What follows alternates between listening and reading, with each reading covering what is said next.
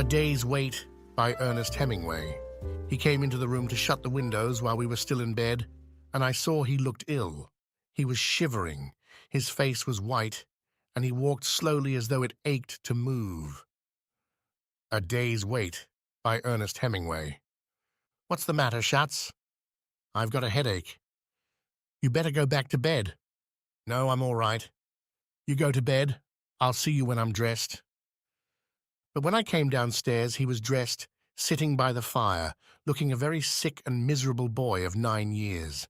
When I put my hand on his forehead, I knew he had a fever. You go up to bed, I said. You're sick. I'm all right, he said. When the doctor came, he took the boy's temperature. What is it? I asked him. 102. Downstairs, the doctor left 3 different medicines in different colored capsules with instructions for giving them. One was to bring down the fever, another a purgative, the third to overcome an acid condition. The germs of influenza can only exist in an acid condition, he explained. He seemed to know all about influenza and said there was nothing to worry about if the fever did not go above 104 degrees. This was a light epidemic of flu, and there was no danger if you avoided pneumonia. Back in the room, I wrote the boy's temperature down and made a note of the time to give the various capsules. Do you want me to read to you? All right, if you want to, said the boy. His face was very white, and there were dark areas under his eyes. He lay still in bed and seemed very detached from what was going on. I read aloud from Howard Pyle's Book of Pirates, but I could see he was not following what I was reading. How do you feel, Schatz? I asked him. Just the same so far, he said.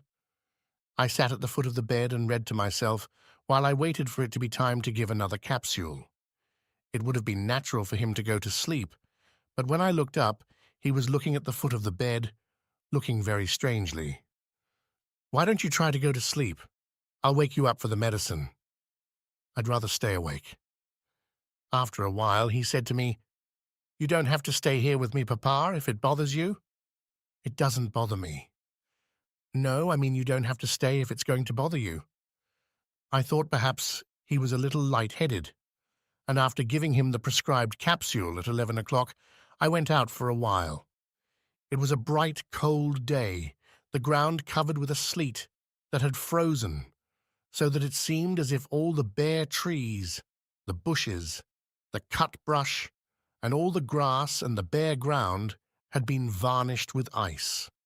I took the young Irish setter for a little walk up the road and along a frozen creek, but it was difficult to stand or walk on the glassy surface, and the red dog slipped and slithered and fell twice, hard, once dropping my gun and having it slide over the ice.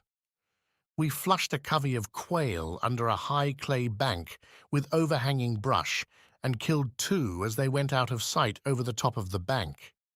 Some of the covey lit the trees, but most of them scattered into brush piles, and it was necessary to jump on the ice-coated mounds of brush several times before they would flush.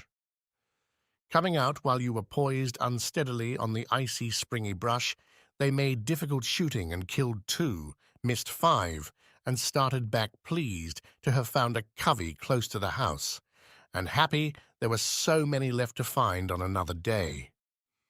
At the house, they said the boy had refused to let anyone come into the room. You can't come in, he said. You mustn't get what I have. I went up to him and found him in exactly the position I had left him, white-faced, but with the tops of his cheeks flushed by the fever, staring still as he had stared at the foot of the bed. I took his temperature. What is it?